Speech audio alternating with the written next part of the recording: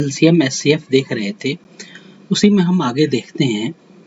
कहता है the ratio of two numbers is 3:4 and their LCM is 60, find their HCF and numbers. तो देखिए क्या है कि जब भी कभी हमें दो नंबर्स का रेशियो दिया हुआ हो और एलसीएम दिया हो या एचसीएफ दिया हो, फिर नंबर्स फाइंड आउट करने हो, या दो नंबर्स दिए हों, एलसीएम दिया हो, फिर एचसीएफ फाइंड आउट करना हो, तो हम इसको कैसे करते हैं, आइए इसको समझते हैं। हमने दो नंबर्स ले लिया, मान लिया कि एक नंबर 12 है, एक नंबर 15 है, ठीक है। तो इन दोनों का एचसीएफ क्या होगा, 12 का हम फैक्टर करेंगे तो ये आएगा 4 इंटू 3, 15 का 3 इंटू 5। एचसीएफ होता है जो हाईएस्ट कॉमन फैक्टर है, तो कॉमन हाईएस्ट फैक्टर कौन सा है, 3 है, तो एचसीएफ हमारा 3 हो जाएगा, बाकी और तो कोई कॉमन नहीं है। तो 12 और 15 का एचसीएफ क्या आया, 3 आया। अब जरा इस पे गौर कीजिएगा, ये जो दोनों नंबर्स हैं, हमने क्या किया, इन दोनों नंबर्स का रेशियो लिया, 12:5। तो क्या होगा, ये कितना आ जाएगा, 3 कैंसिल आउट हो जाएगा, 4 इसमें बच जाएगा, 5 इसमें बच जाएगा, यानी 3 क्या था, हमने एचसीएफ निकाला था, ये इन दोनों का एचसीएफ ही तो था, जो कॉमन नंबर जो कटा है, जो कैंसिल आउट हो गया 12 और 15 के बीच में। तो रेशियो हो गया 4 इंटू 5।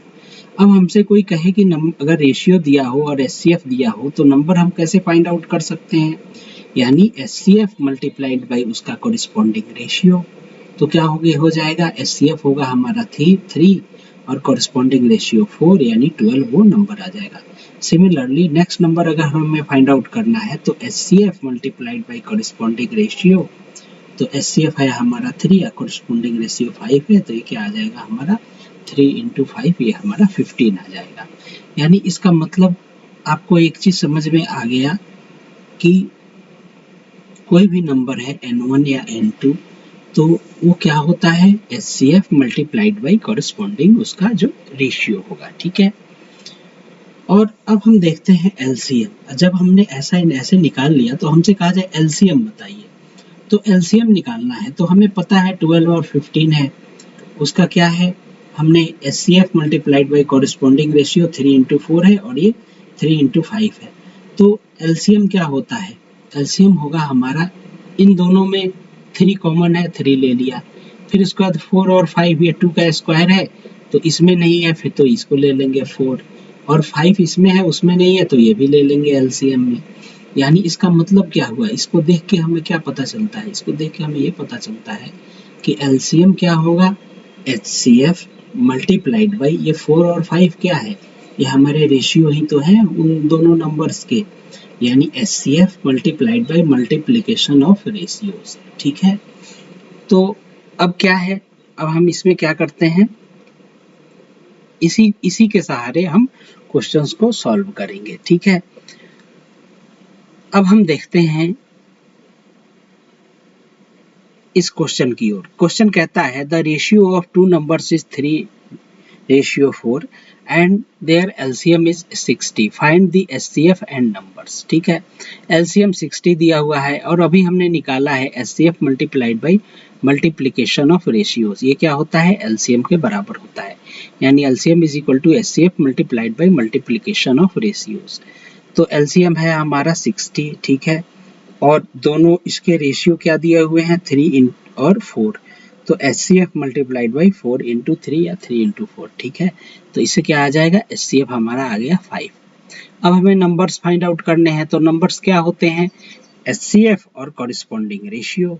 तो एचसीएफ क्या है, 5 है, और कॉरिस्पॉन्डिंग रेशियो क्या है उसका, 3 है, तो ये हो गया 15। सिमिलरली सेकंड नंबर क्या होगा HCF multiplied by corresponding ratio, HCF है 5 और कॉरिस्पॉन्डिंग रेशियो क्या है 4, यानी ये कितना आ गया, 20 आ गया।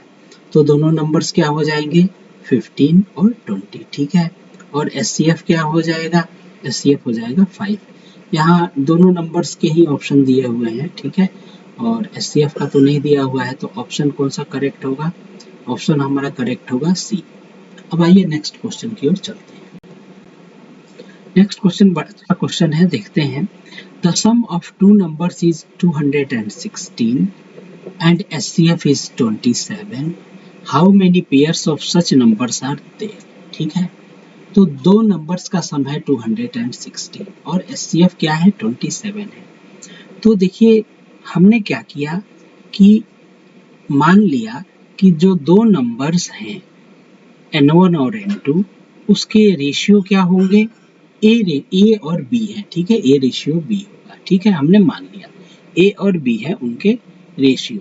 और एचसीएफ क्या है 27 है, तो n1 की वैल्यू क्या हो जाएगी HCF multiplied by corresponding ratio यानी 27 इंटू ए। सिमिलरली n2 की वैल्यू क्या हो जाएगी HCF multiplied by corresponding ratio यानी 27 इंटू बी। अब कहता है सम ऑफ नंबर्स कितने के बराबर है 216 के बराबर है, यानी 27a प्लस 27b ये बराबर है 216 के। तो a प्लस b की वैल्यू क्या आ जाएगी 216 अपॉन 27, ये आई 8। अब कहता है कि ऐसे कितने पेयर्स संभव हैं, तो a plus b is equal to 8, ये कितने संभव है। पहला हो सकता है 1 और 7, a की वैल्यू 1 हो b की वैल्यू 7 हो। दूसरी हो सकती है 2 और 6, ठीक है। तीसरी हो सकती है 3 और 5, चौथी हो सकती है 4 और 4, ठीक है। इसके आगे हम नहीं जाएंगे क्योंकि ये रिपीट होने लगेंगे। लेकिन 1 और 7 क्या है, ये एक दूसरे के कोप्राइम है, ठीक है, इनका एचसीएफ 1 आएगा, ठीक है।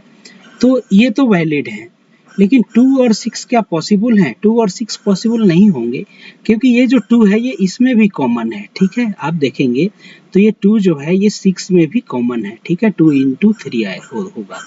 और ये 4,4 जो है ये 4 इसमें भी है इसमें भी है, इसलिए ये पेयर भी पॉसिबल नहीं है क्योंकि ये कोप्राइम नहीं है एक दूसरे के, ठीक है। तो पॉसिबल नंबर ऑफ पेयर्स कितने हो जाएंगे 2 पेयर्स हो जाएंगे 1,7 और 3,5। तो हमारा आंसर क्या आ जाएगा 2 आएगा, ठीक है। तो उम्मीद है आपको ये दोनों क्वेश्चन समझ में आए होंगे। हमारे चैनल राघव मैथ्स को सब्सक्राइब करें। Thank you very